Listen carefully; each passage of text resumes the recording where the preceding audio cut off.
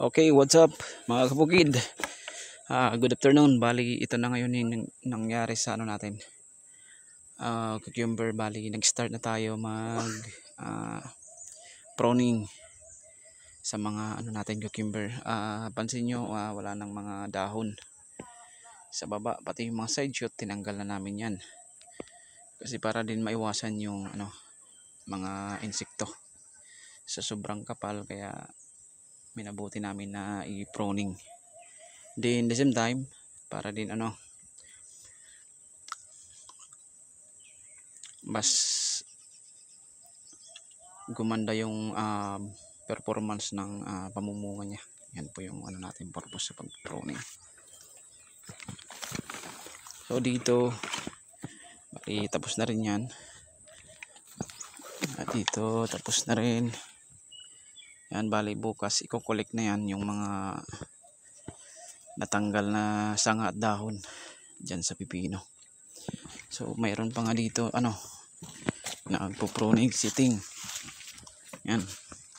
Yan po si Ting, yung ano natin, partner dito sa bukid. Napakagaling mag ano, tanggal ng mga sanga. Yan yung proseso ng anong pagtatanggal namin ng mga sanga. Diin yung may mga tama na dahon, tanggal na rin. Tulad yan, tingnan nyo mga kabukid yung pagtanggal ni Ting ng ano, pag-pruning. So yan po. So napakadali lang. Ito, tanggalin mo rin yan. Yan, ang galing.